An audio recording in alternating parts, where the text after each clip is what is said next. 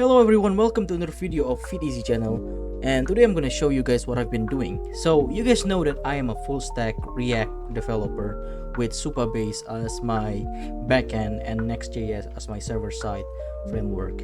Well, my office old programmer used Nuxt.js, and Nuxt.js is basically Next.js version for React, Next.js version for Vue. See, this is the intuitive Vue framework. So Nuxt is basically Next.js but for React. It's basically a server-side rendering, and one of my company used that framework and I got to learn it. But seeing that it's using Nuxt, I'm going to learn Vue first, so I'm going to learn Vue. So here is a simple calculator app that I made. I can do addition, subtraction. Let me do an egg division, and I can like square and times. There we go. So as you can see here, this is the GitHub repository. You guys can copy it. I will put it in the description maybe. So it's using Vue.js, nothing else, and there's only one module, Nerdamer, for the calculator, and I'm using vanilla CSS. This is how to run it. Just run it. And so basically I just follow the 15-step tutorial. So Vue is actually quite good. It has so many function and feature that React doesn't have. For example, you know, there's such thing called so in React, when you want to render a list, you usually use .map, something like this. See, you just use people.map, but in Vue you use like v4. Also in Vue we use reference as useState. Here it is. See, every time this change, the page update basically. And usually in React, when you update a state, usually the state is not like change. It's so when you try to output it, it's usually late. After the next rendering, then the state will be changed. That's the weird thing about React, because when you use function component, you use hook, and you got to wait for the effect. So when it's changed, you use the use effect and then you change it. But here, the state is just literally just changed automatically, and there's a reactive for ref, but for like object and stuff like that. Also, in React, when you bind an attribute, you just add brackets like curly brackets here and just put the useState value. But here we use vbind, and if you don't like vbind, there's also shorthand for it, call an ID or the name of the attribute. The even listener here doesn't use onClick camel case, they use @click or on. Interesting, isn't it? Form binding. See, so in React, when you want to bind value, you use onChange, and you put the use states there like setState, and then you put the value as this state value. And here in the form binding, there's actually a shorthand for it. It's called vmodel, and you just got to take the state name for it. So vmodel tags, let me show me vmodel tags, and it's automatically will be updated to this reference, and it will be automatically update the value inside it. Very interesting, isn't it? Conditional rendering. So in React we use ternary operation like the condition and then question mark, and then the if true, what component we return. In Vue we use if and else. Also computer property. So this basically take another property, state, and compute it. It's basically similar to useEffect. Also, here's another example of useEffect, watch count. So it's gonna watch every time count change, and it will update it or console log it, similar to useEffect in React. Lifecycle too. So in React there's such thing as onMount, onUnmount. In Vue there's such thing too, unmounted, lifecycle, and temporary.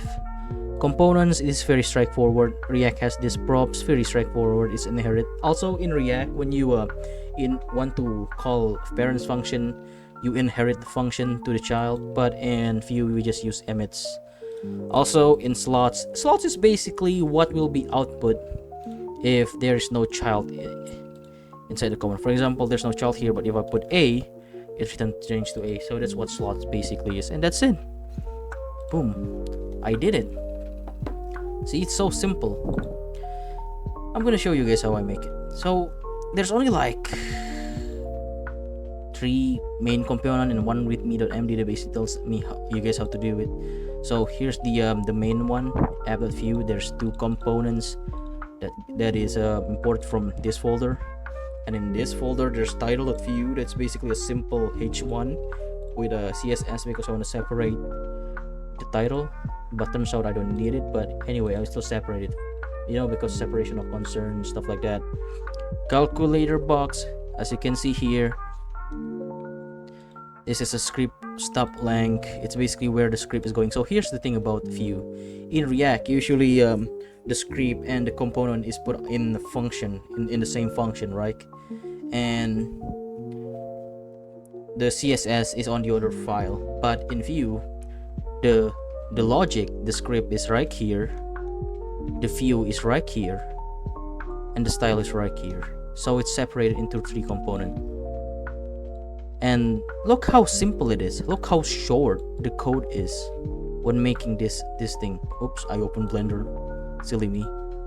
To make this, I require such small code.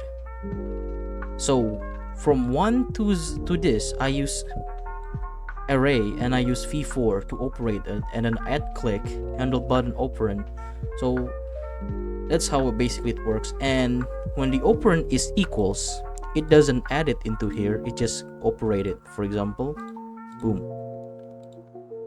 And if it's not equal sign, it result.value plus equals op. So it's gonna be increment or like added, not increment, just add it into the result. And since result is a string, and in JavaScript the string get added, it will be automatically added, like boom, boom. And also, okay, this one it's for debugging purpose. This similar to useEffect. It has no use. I will comment it later.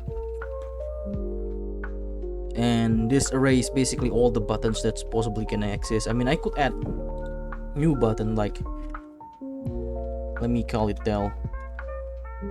As you can see, boom, I added del here, but it's not matching because the CSS is using grid and there's only like 5 rows, stuff like that. So I could remove it. So this is very come in handy when I want to scale the app. So see, here's the Vue model that I'm using, v4 Vue model. Very convenient. I don't know, Vue is so good, bro. I regret not using Vue. But yeah, React is still like quite good now since they have like React compiler and stuff like that. So yeah, that's my opinion on Vue. I think it's a very good framework, but sadly it's not very popular because last time I checked on the front-end framework most popular in 25 GitHub, I think it's ranked 3rd. So you guys can see React is on the top, Angular is on the 2nd, and Vue is on the 3rd. I don't know why people doesn't use Vue. Maybe because React is much more popular. But yeah, I recommend you learning React before learning Vue, because learning Vue before learning React will make it harder to learn React. So basically, learn React first, and then learn Vue, and then learn Angular. Angular is a Google made. I haven't tried it yet. So yeah, that's all I want to say about this thing. After this, I'm gonna learn Nuxt.js so I understand server-side rendering, and maybe I will try to use API from Supabase. If I remember correctly, there's such thing for. Let me see. I could literally search the dashboard, documentation. See, there's so many choose. I mean, I can use Vue right now, and I could use it right now, but I will use it for another video. Anyway, guys, that's all my opinion on Vue. I'm very happy learning Vue right now. After this, I'm gonna learn Nuxt.js and backend with Supabase. If you guys like this video, don't forget to like and subscribe so I know if this video is popular and what my viewers like. And if you guys want me to do anything like maybe learn a new framework or review something about technology, I will be happy. Just say it on the comment. And don't forget to like and subscribe. And see you guys on the next video. Bye bye.